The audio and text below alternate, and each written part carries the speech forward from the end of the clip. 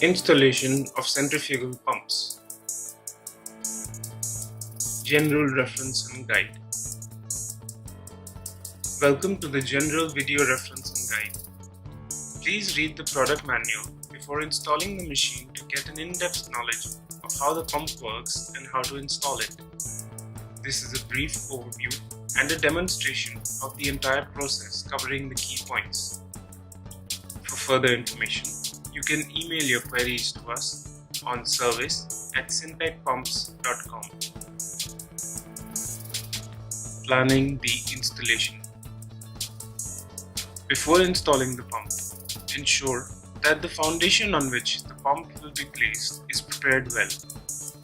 It has to be sufficiently substantial enough to take the weight of the pump and absorb any possible vibrations from it. The foundation has to be absolutely straight without any inclination or tilting on any side.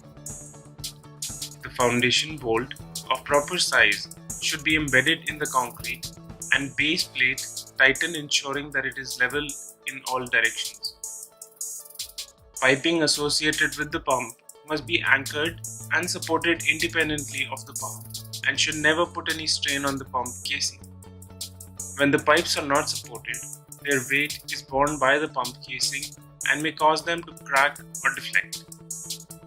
It is important that the connections be carefully aligned axially, angularly, and in length. Suction piping in case of suction lift condition, negative suction. The piping run and the connection fittings should be properly aligned and supported separately. The elbow should be of long radius type. All suction piping must be airtight. The suction pipe should be sized to ensure the liquid velocity of not more than 2 meters per second. The suction pipe size should be at least one commercial size larger than the opening of the pump inlet. All suction pipes should have a continuous rise to the pump suction inlet. 6 mm per 100 mm slope is recommended. No isolation valve is recommended. There should be a tapping provided for installing a vacuum gauge in suction line. The reducer joining the straight length of the pipe in the pump line should be an eccentric reducer with the inclined side of the reducer as the bottom side. The straight length of the pipe after the eccentric reducer should be 2 times of the pipe diameter. The suction strainer must be at least 4 times the suction pipe area, and the mesh size should screen out solid particles that could clog the impeller. The minimum depth of submergence of the strainer should be at least 3 times the pipe diameter measured from upper row of holes of strainer.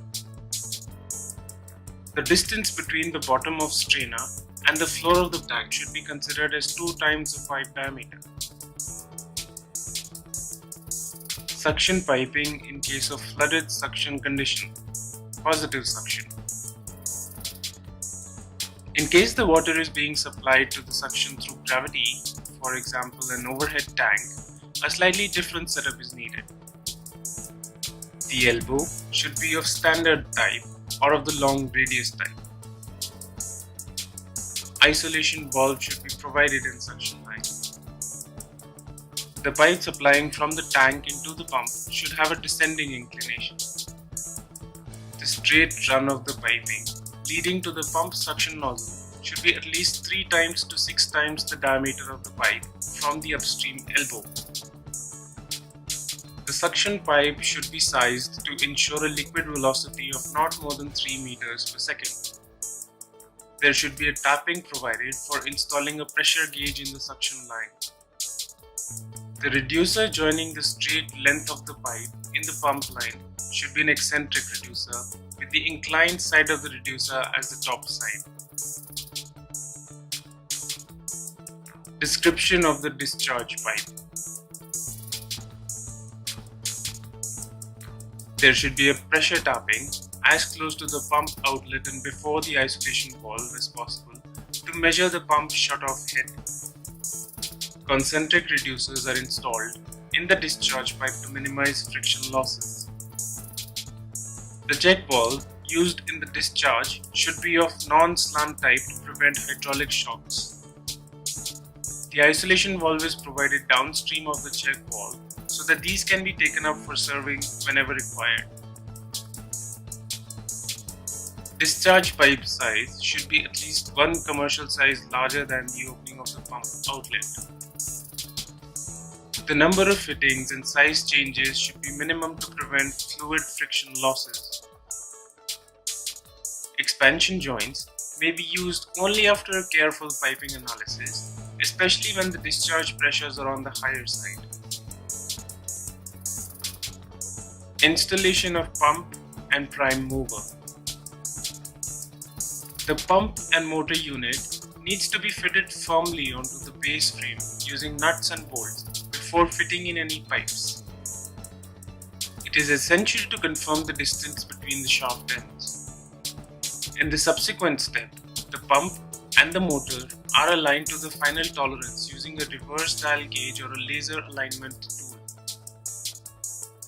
After the alignment is completed, the piping associated with the pump should be bolted.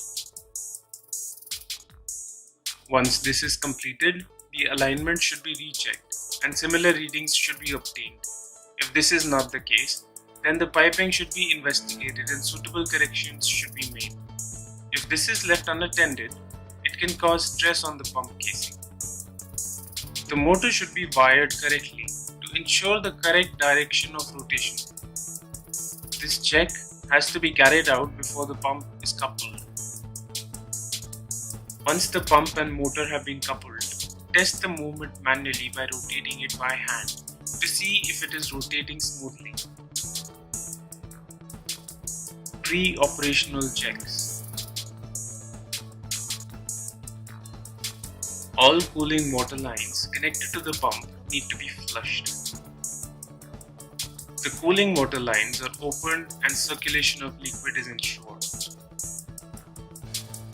Bearing housing should be drained of their oil and refilled with fresh oil of correct viscosity. It is necessary to confirm that the supply and return cooling lines are connected to their correct header. Place the coupling guard and tighten the bolts. Ensure that pump suction valve is fully opened and all joints are checked for any leakage. The opening of discharge valve is kept closed as this prevents the overloading the prime mover.